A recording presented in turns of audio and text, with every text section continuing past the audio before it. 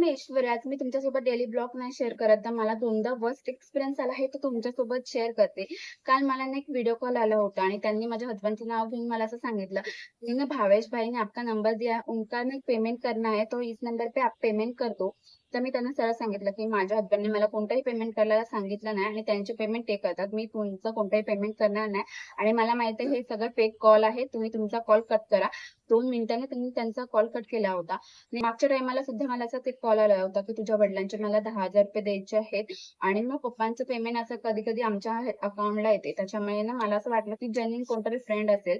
So त्यांनी पहिला मला ₹1 पाठवला Google Payवर. मी तो एक्सेप्ट केला. तर आहे ना माझ्या अकाउंटमधून ₹1 डिडक्ट झाला आणि मला लगेच हे आलं, की हा फ्रॉड आहे. तर मी लगेच त्यांचं ते ऑप्शन आहे तो डिक्लाइन केला आणि त्यांच्यासोबत थोडासा माझा वाद झाला. तर मला हा आलेले 2 एक्सपिरियन्स मी तुमच्यासोबत शेअर करते. तुम्हाला सुद्धा असा कॉल वगैरे आला, तर कोणावर अजिबात विश्वास ठेवू नका. हे फेक कॉल असतात आणि हे तुमच्याकडून पैसे उकळण्याची कामं असतात. त्यांना तुमच्या फॅमिलीबद्दल सर्व माहिती त्यांनी काढलेली असते, की तुमचे आई-वडील कोण, तुमचे हसबंड कोण, त्यांचं पूर्ण नाव काय, हे पूर्ण डिटेल ते काढतात आणि ते तुम्हाला तसं सांगतात. अजिबात कुणाच्याही फेक कॉलवर पेमेंट करू नका. जोपर्यंत तुमच्या ओळखीचे व्यक्ती असत नाही, तोपर्यंत अजिबात कुणालाही पेमेंट करू नका. मला आलेल्या एक्सपिरियन्समधून मी तुमच्यासोबत शेअर करते, कारण की बऱ्याच जणांचा असा कॉल आला तर हेल्प हवी म्हणून. So thank you.